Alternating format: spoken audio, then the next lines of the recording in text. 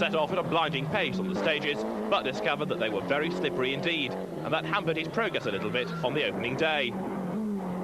Opposition would come, not surprisingly, from the Escort Cosworth, this one driven by Renault Verreijdt. Starting at number 5 was Paul Lietaer, and he was another driver expected to be a major thorn in the side of Snijers.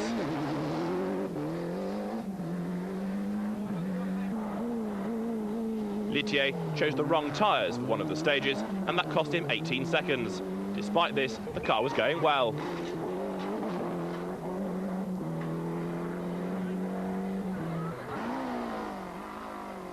As ever, the Lancia Delta was going well in the hands of Dominique Bruyneel, while the little Mazda 323, driven by Gaby Goudezeune, was a little breathless against some of the quicker cars. The familiar shape of a Sierra Cosworth was in the hands of Jean-Marie Millicent, while the Mitsubishi Lancia in Group N was once again driven by Nicolas. Min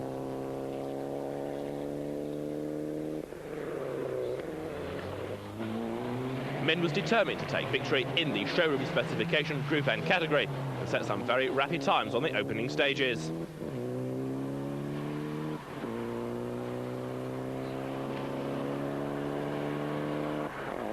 The Group N battle would be between him and Millicent for much of the event. They'd be caught, though, soon into it by the Escort Cosworth, driven by this man, Chris van Verreijdt. The left-hand drive Escort was being driven very rapidly indeed, and was rapidly closing on the Sierra and on the Mitsubishi.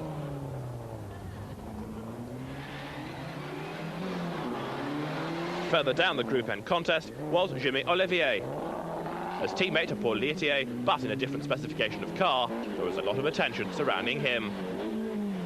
Up front, Snijers still led, still coping with the very slippery roads, however.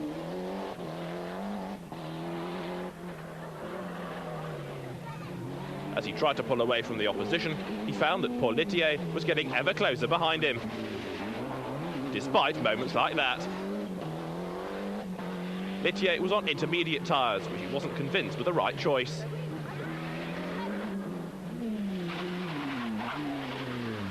The Renault Clio Williams, running in Formula 2, was driven by Bernard Munster. He was having his own problems of one sort or another, but he was 2 seconds behind Freddy Loix in the Formula 2 section. The second day of the event dawned with snow covering the roads, and that made things even more slippery for the drivers. Snijers had 2 problems. The first was how to consolidate that lead, the second was which tyres to put on. He was hoping that things would dry out as the day wore on, but still the roads were very treacherous indeed. He was the first man on them, chased as ever by the crack-backed Escort of Paul Lietaer.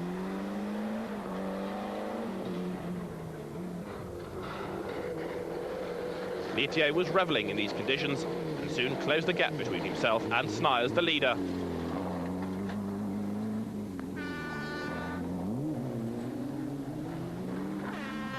Renaud Verreijdt was going well in his Escort.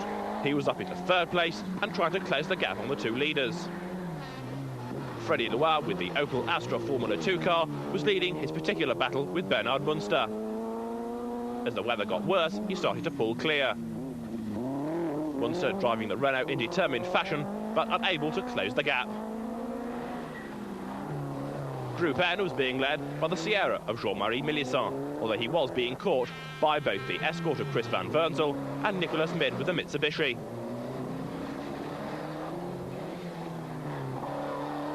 The interloper in the Group N battle now, though, was Jimmy Olivier with his Escort Cosworth, and he started to close on the rest of the opposition. Freddy Loix spun off at the harass stage, and that cost him between 25 and 30 seconds. Poor reward for all his fine efforts early on in the event. Dominique Bruyneel was still going as rapidly as ever with the Lancia, but didn't have the pace to match the Escort Cosworths at the head of the field. He was involved, though, in his own little battle with Renaud Verreijdt, who was trying to close on second-place man Paul Lietaer.